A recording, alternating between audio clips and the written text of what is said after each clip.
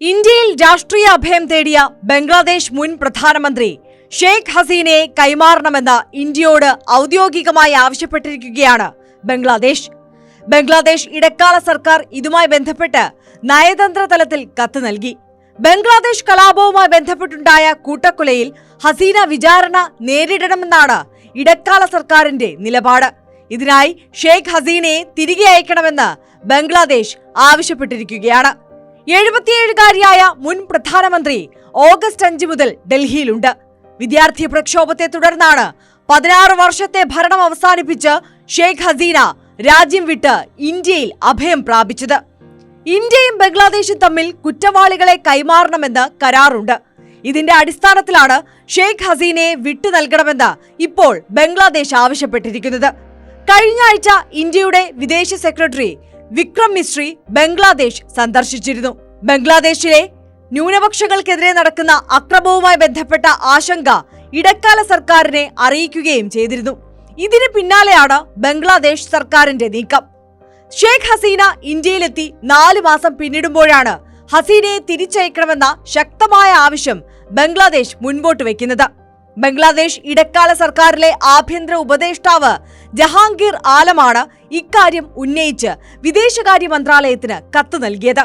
നിയമ നടപടിക്ക് ഹസീന എത്രയും വേഗം വിധേയമാകണമെന്ന് വിദേശകാര്യമന്ത്രി തൗഹിദ് ഹുസൈനും ആവശ്യപ്പെട്ടു.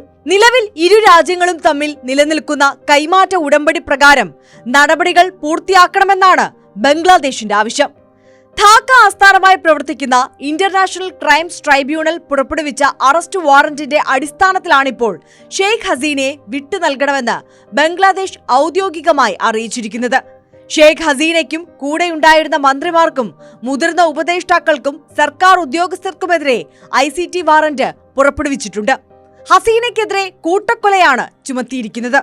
വിദ്യാർത്ഥി പ്രക്ഷോഭത്തെ തുടർന്നുണ്ടായ കൂട്ടക്കൊലയിൽ മുൻ പ്രധാനമന്ത്രിക്കും മന്ത്രിസഭാംഗങ്ങൾക്കും പങ്കുണ്ടെന്നാണ് ഇടക്കാല സർക്കാരിന്റെ നിലപാട്.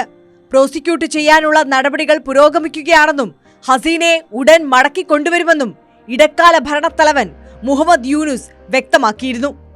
ഇന്ത്യൻ വിദേശകാര്യ സെക്രട്ടറിയുടെ സന്ദർശനത്തിലും ബംഗ്ലാദേശ് ഇക്കാര്യം ഉന്നയിച്ചതായാണ് വിവരം. ഹിന്ദുക്കൾ ഉൾപ്പെടെ ന്യൂനപക്ഷങ്ങൾക്ക് നേരെ തുടരുന്ന അതിക്രമത്തിൽ ഷെയ്ഖ് ഹസീന നിരന്തരം വിമർശനം ഉന്നയിക്കുന്നതും ബംഗ്ലാദേശിനെ ചൊടിപ്പിച്ചിട്ടുണ്ട്. ഇന്ത്യയിലുണ്ടെങ്കിലും ഷെയ്ഖ് ഹസീനയുടെ ഒരു വിവരവും സർക്കാർ ഇതുവരെ പുറത്തുവിട്ടിട്ടില്ല.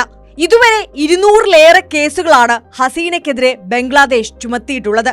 ഇതിൽ 179 എണ്ണം കൊലക്കുറ്റങ്ങളാണ്. മനുഷ്യത്വത്തിനെതിരെയുള്ള കുറ്റം, വംശഹത്യ, തട്ടിക്കൊണ്ടുപോകൽ എന്നിവയും ഹസീനയുടെ പേരിലുള്ള കേസുകളിൽ ഉൾപ്പെടുന്നു. ഇവയെല്ലാം ഇരു രാജ്യങ്ങളിലും കുറ്റകരമായതും പലതും 1 വർഷത്തിലേറെയോ വധശിക്ഷ തന്നെയോ ലഭിക്കാവുന്നതുമായ കുറ്റങ്ങളാണ്. അതുകൊണ്ട് തന്നെ നയതന്ത്ര തലത്തിലുള്ള ബംഗ്ലാദേശിന്റെ വിട്ടയക്കൽ അപേക്ഷ ഇന്ത്യക്ക് പരിഗണിക്കേണ്ടി വരും. നിലവിൽ കത്ത് കിട്ടിയെന്ന് സ്ഥിരീകരിച്ച ഇന്ത്യ ഈ കാര്യത്തിൽ എന്ത് നിലപാടെടുക്കുമെന്നുള്ളത് ഇതുവരെ വ്യക്തമാക്കിയിട്ടില്ല.